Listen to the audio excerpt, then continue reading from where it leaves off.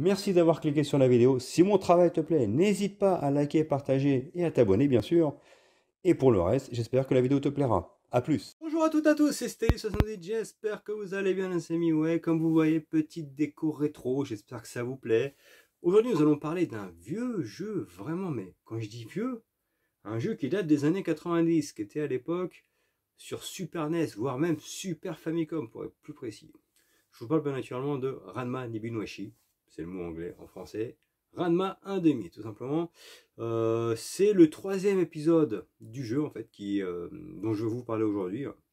Sachez que c'est un jeu, cet épisode-ci qui n'est jamais sorti en France. Il était uniquement en japonais et moi à l'époque, petite anecdote, j'allais souvent dans les magasins comme Tonkam, voir d'autres magasins à Bastille pour avoir des jeux qui venaient exclusivement du Japon et c'était cher, ça coûtait la peau du cul et en plus de coûter la peau du cul, pour être tout à fait franc, il faut admettre que par moment on jouait un coup de dé parce que vu le prix des jeux, en tant que fan de jeux manga en fait, tout simplement, de temps en temps, des fois on avait des vraies pépites. Donc sur Ranma qui était très bon pour l'époque, hein, bien sûr. Aujourd'hui je me rends compte à quel point je sais pas comment j'ai fait pour y jouer. Et en plus de jouer un coup de dé, par moment on tombait sur des vraies merdes. Mais c'était le prestige, le fun d'avoir des jeux qui venaient directement du Japon, d'accord. Il suffisait d'avoir un action replay ou avoir un adaptateur 60 Hz pour pouvoir justement jouer à ces jeux sur nos Super NES. Il suffisait de mettre cet appareil, on mettait un jeu français à l'arrière et le jeu japonais ou américain, ça marchait pour les deux, devant. Et de cette manière-là, ça nous permettait de jouer à des jeux tout simplement en import. Voilà tout, je vous en parle de ce Ranma Nibinuashi, troisième du nom, car en France, il n'y avait que le deuxième épisode qui était sorti en version française, et je le précise, 2 ans après sa sortie japonaise. Voilà tout. À l'époque, c'était pas comme maintenant. Les jeux pouvaient mettre 2-3 ans, voire ne jamais sortir, ne jamais arriver sur le territoire européen. Ça a quand même changé depuis dans l'ensemble. C'est parti, je vous en parle. Et donc, avant de commencer la vidéo, les amis, bien entendu, je vous parle de Instant Gaming avec lequel j'ai un partenariat qui vous permet, bien naturellement, d'acheter des jeux à prix préférentiel, mais également des services comme, par exemple, des codes Xbox Game Pass Ultimate, PSN, voire Nintendo eShop.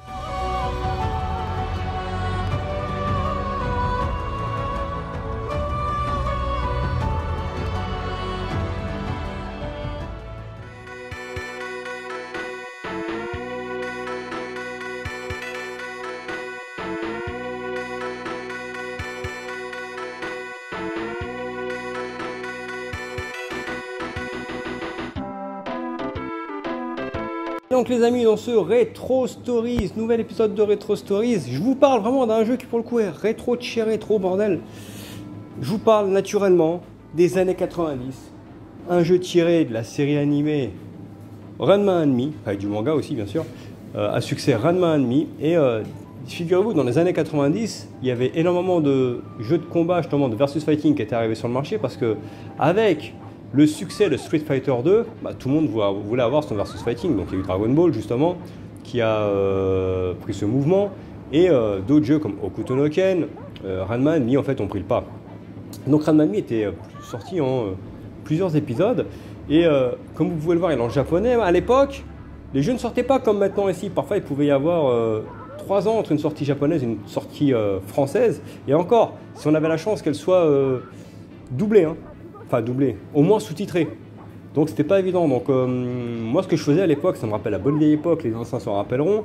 J'avais un adaptateur 60 Hz, un action replay si vous vous rappelez, de la Super NES, qui permettait de pouvoir jouer avec les jeux américains, voire même japonais, sur sa machine. Et du jeu en 60 Hz bien sûr. Donc en termes de vitesse ça changeait, parce que comme vous savez en France on joue en 50 Hz bien sûr. Et donc du coup j'allais au magasin du coin, donc moi en l'occurrence c'était Tonkam, ou même il y avait d'autres magasins, on allait à Montparnasse, en fait il y avait toutes les boutiques spécialisées qui faisaient venir des jeux du Japon, et qui coûtaient une blinde, la peau du cul les gars, pour jouer à des jeux qui au final parfois étaient tout juste moyennas. Mais c'était le prestige de les avoir qui venaient directement du Japon et de kiffer, parce que bon, avec le Club Dorothée, on peut dire ce qu'on veut, mais on a eu des sacrés dessins animés, hein. C'est pas comme les merdes qu'il y a maintenant, mais des Ranma 1,5, City Hunter, Captain Tsubasa, Dragon Ball bien naturellement, Hokuto no Ken, Senseiya. Donc il y avait toutes ces itérations-là. En fait, il fallait qu'on prenne tous ces jeux-là pour y jouer, y compris One Piece, les premiers One Piece, les premiers Naruto, je les avais achetés pareil, en japonais, directement issu du Japon. Et moi sur GameCube, j'avais également là, le décodeur, je sais plus comment il s'appelle, enfin un disque qui permettait de zoner la console pour pouvoir jouer avec des jeux japonais. Donc j'avais acheté des jeux One Piece, des jeux Naruto. Bon bref, je m'écarte du sujet. Revenons sur Ranma. Donc celui-ci est le 3e épisode de Ranma 1,5, les amis, qui était sorti, je ne sais plus en quelle année, je crois que c'est 92 ou 93, je ne sais plus. Hein. Et donc je l'avais acheté directement à la boutique de Montparnasse, je ne sais plus laquelle, excusez-moi, j'ai oublié le nom.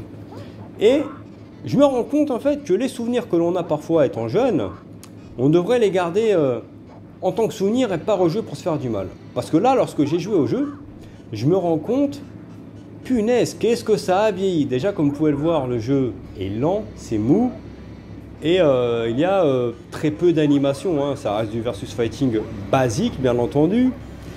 Et au final, il n'y avait pas grand chose à faire, si ce n'est, bon bah on se castagnait et tout ça, il y avait un mode story, on s'en foutait.